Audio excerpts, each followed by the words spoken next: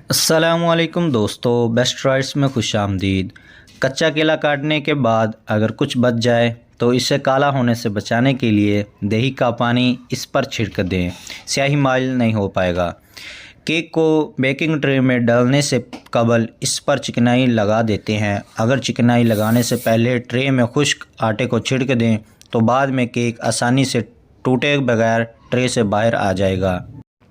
मक्खन में ठंड और नमी के दोनों में एक ख़ास किस्म की नागवार बू आ जाती है।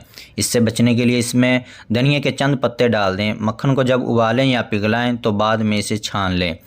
शीशे के बर्तन में गर्म एशिया डालने से कबल इसमें पेपर नैपकिन लगा लें।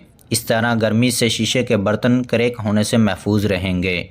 अचार को देर महफूज रखने के लिए एक छोटी सी प्लास्टिक की थैली में थोड़ी सी हींग अच्छी तरह बंद करके अचार के अंदर डाल दें। इस तरह अचार ख़राब होने से महफूज रहेगा। घर पर रेशमी साड़ी को धोना हो तो पानी में वॉशिंग पाउडर के साथ थोड़ा सा नींबू का रस भी डाल दें। यह रस साड़ी को बदरंग होने से बचाएगा और सिल्क को नरम भी रखेगा। लड्डू या बर्फ़ी बनाने के लिए आटे को पहले से गर्म ओवन में भून लें। इससे मज़े में इजाफा हो जाएगा और घी का खर्चा भी कम हो जाएगा। अपनी ज्वेलरी को चमकदार और रोशन बनाने के लिए इन्हें उबले हुए आंवला और रेठा के पाउडर में 1 घंटे के लिए छोड़ दें। इसके बाद किसी पुराने टूथब्रश से इन्हें रवां पानी में धो लें।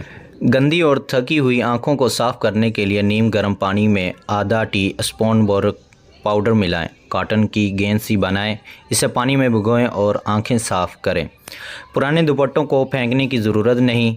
3 पुराने दुपट्टों को इस तरह गूंद लें जैसे बालों में चोटी गूंदते हैं। इस तरह के 3 सेट बनाकर इन्हें जोड़ लें। खूबसूरत और रंग पोश के तौर पर काम देंगे। दोस्तों, अगर वीडियो अच्छी लगी हो तो लाइक कर दें, चैनल को सब्सक्राइब कर दें। अपना बहुत सारा ख्याल रखें। मिलते हैं नेक्स्ट वीडियो में। अल्लाह हाफिज़।